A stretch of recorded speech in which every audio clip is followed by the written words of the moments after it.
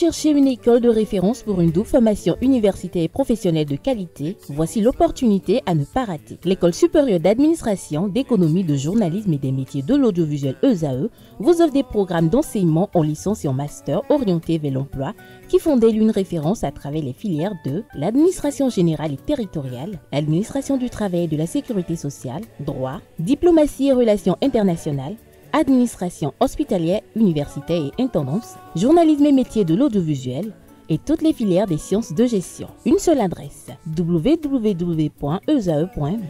Rendez-vous dès maintenant sur nos campus ESAE Bedjromende au numéro 90 93 65 21 ou au numéro 98 98 14 00. Paracourt sur le numéro 52 46 12 12. Aboumé-Calavi au numéro 52 88 44 44. Akpata au numéro 52 88 33 33. ESAE, l'excellence a un nom.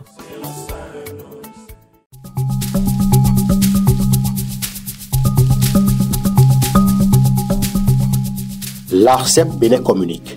Chers abonnés des réseaux de téléphonie, l'ARCEP Bénin vous informe qu'à partir du 30 novembre 2024, les numéros de téléphone au Bénin passeront de 8 à 10 chiffres. Pour compter de cette date, vous êtes invité à observer les comportements ci-après.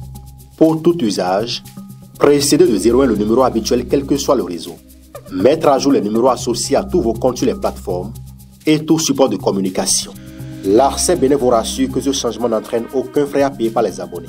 Vous pouvez mettre à jour automatiquement votre répertoire téléphonique à l'aide des applications gratuites disponibles en téléchargement sur les plateformes.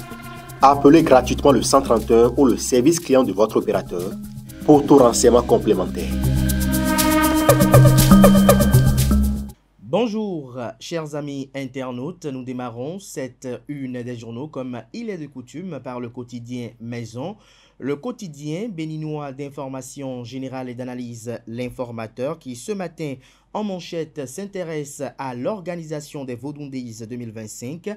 Le Canard présente à la page 3 de sa parution les attentes du chef de l'État. Il mentionne en manchette que loin d'une simple messe culturelle, les Vodou Days envisagent non seulement de vendre la culture béninoise, mais surtout de valoriser la destination Bénin. Par cette édition particulièrement, le président Patrice Talon attend de l'organisation, entre autres, de relever les défis majeurs et de combler les attentes sur les plans. Retrouvez des détails, comme je disais tantôt, à la page 3 de la livraison de ce matin. L'Informateur publie dans les colonnes de sa parution les bons vœux de Nouvel An 2025 du président de l'institution parlementaire, Louis Gbéounou Vlavonou. Festival Agbadja Authentique 2025 des groupes du Mono et du Togo à Oumako du 3 au 5 janvier 2025. Transport terrestre, les timbres fiscaux dématérialisés par les visites techniques.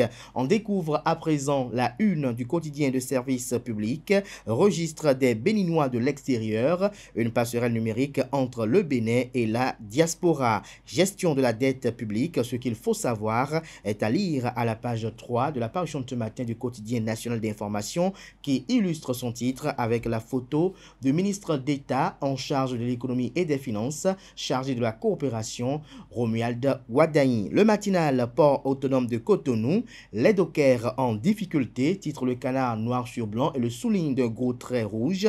Lire la déclaration des centrales et confédérations syndicales à la page 4. Le Canard nous informe en amont que l'arrestation de Stanislas Ouincotan, secrétaire général du Synfomap Bénin et président du collectif des syndicats du port autonome de Cotonou par des éléments du commissariat du port autonome de Cotonou a suscité la réaction des syndicalistes. À travers une déclaration en date du 30 décembre dernier, la CSA Bénin, la CGTB et l'UNSTB ont condamné l'acte qu'ils qualifient autant pour moi d'atteinte aux libertés syndicales. Chamaille politicienne au Bénin, Patrice Talon demande une trêve. On lit à présent la une de Matin Libre, tournoi de solidarité de handball, la collaboration Bénin-Togo en marche, l'article à découvrir à la page 4.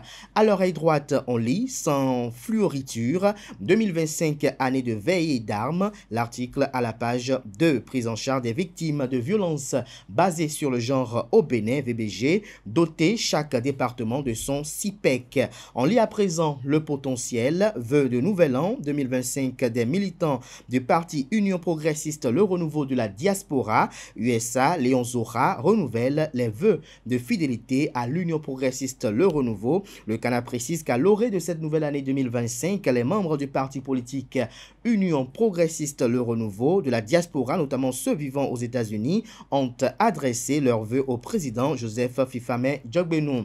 C'est Léon Zora qui porte la voix de ces milliers de militants et sympathisants du parti Union progressiste Le Renouveau de la diaspora des USA. Ses membres ont formulé au président du parti politique Union progressiste Le Renouveau leurs vœux de sérénité. Retrouvez la substance de ces vœux à la page 3 de la livraison de ce matin de Le Potentiel qui, à travers son deuxième titre, nous informe que dans le cadre de l'acquisition des terres rurales en République du Bénin, la NDF, l'Agence nationale du domaine et du foncier, exige désormais la source d'argent pour les superficies dépassant 20 hectares. Le Canard précise que dans un souci de régulation et de lutte contre les dérives économiques, l'Agence nationale du domaine et du foncier ANDF durcit les conditions d'acquisition de grandes superficies rurales. Désormais, toute personne souhaitant poursuivre en ayant déjà acquis des terres agricoles d'une superficie excédant 20 hectares devra impérativement justifier la source de son financement.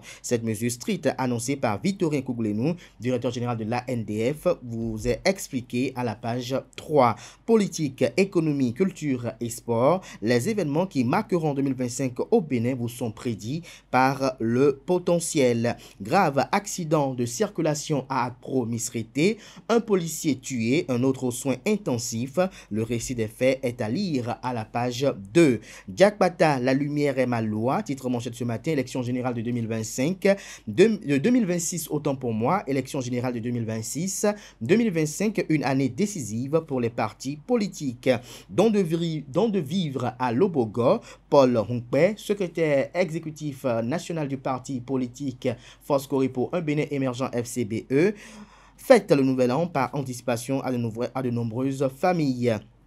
Le pays émergent, quant à lui, éléphant blanc sous le régime de la rupture, que devient le projet de construction de l'Académie francophone de tennis à Avlekete, un miroir aux alouettes, les pratiquants de tennis en colère contre le président Jean-Claude Talon, l'oncle du chef de l'État. Que comprendre du Canard? Qu'est-ce qu'il veut dénoncer? Élément de réponse dans les colonnes de sa parution de ce matin. La primeur, comme Le Potentiel, nous informe qu'il y a renforcement du dispositif contre le blanchiment de capitaux avec cette mesure de l'Agence nationale du domaine et du foncier dirigée par Victorien Kouglenou, une mesure qui vise désormais à justifier la provenance des fonds dans le cadre de l'acquisition de parcelles d'une superficie de 20 hectares. Visite technique au Bénin, le paiement en ligne des droits de timbre fiscaux désormais possible pour les automobilistes. Ce sera tout pour la présentation de quelques titres parus ce jour dans la presse locale. Merci de votre attention.